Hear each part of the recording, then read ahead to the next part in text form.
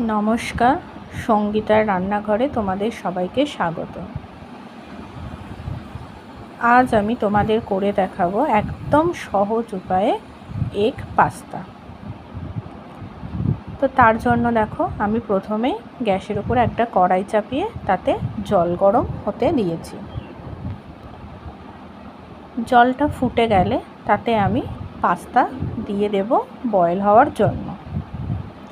এইভাবে 2-3 মিনিট রাখার পরে যখন পাস্তাটি বয়েল হয়ে যাবে তখন সেটিকে আমি একটা স্ট্রেনারের সাহায্যে ছেঁকে নিয়ে ঠান্ডা হতে দেব।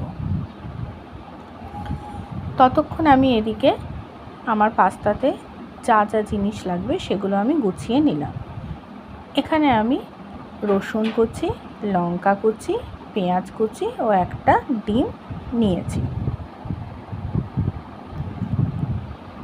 এবার আমি কড়াইতে অল্প পরিমাণে তেল দিয়ে প্রথমে রসুন কুচি ও কাঁচা লঙ্কা কুচি দেব।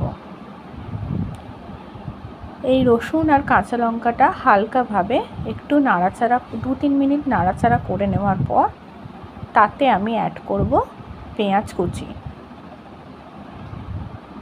একইভাবে পেঁয়াজ কুচিগুলিকেও ভালোভাবে 2-3 মিনিট ধরে ধৈর্য ধরে হালকা আঁচে নাড়াচাড়া করে নিতে হবে। যখন পেঁয়াজের কালার হালকা ব্রাউন হবে সেই সময় আমি এতে অ্যাড করব একটি কাঁচা ডিম। ডিমটি দেওয়ার পর তাতে পরিমাণ মতো লবণ দিয়ে আমি ভালো করে ডিমের ঝুড়ি বানিয়ে নেব।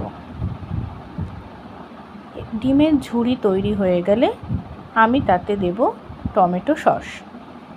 এখানে আমি শুধুমাত্র টমেটো সসই দিয়েছি, তোমরা চাইলে এখানে সয়া সস বা চিলি সস দুটোই দিতে পারো। টমেটো সস দেওয়ার পর ভালোভাবে সেটাকে মিক্সড করে নিতে হবে। এরপর আমি এখানে দিচ্ছি এভারেস্টের পাস্তা মশলা। এই মশলাটি দেওয়ার পরও সেটাকে আমি ভালোভাবে মিক্সড করে নেব। এরপর আমি এতে অ্যাড করব আগে থেকে বয়েল করে ঠান্ডা করে রাখা পাস্তা। পাস্তা দেওয়ার পরও সেটাকে আমি ভালোভাবে মিক্সড করে নেব এবং তারপরেই রেডি হয়ে যাবে আমাদের টেস্টি পাস্তা। তো তোমরা এটা এরকমভাবে বাড়িতে তৈরি করে দেখতে পারো, খুবই ভালো খেতে হয়। তো আজকের মতো আসি, টাটা। এরপরে আবার অন্য কোনো ভিডিওতে দেখা হবে। নমস্কার, সঙ্গীতার রান্নাঘরে তোমাদের সবাইকে স্বাগত। আজ আমি তোমাদের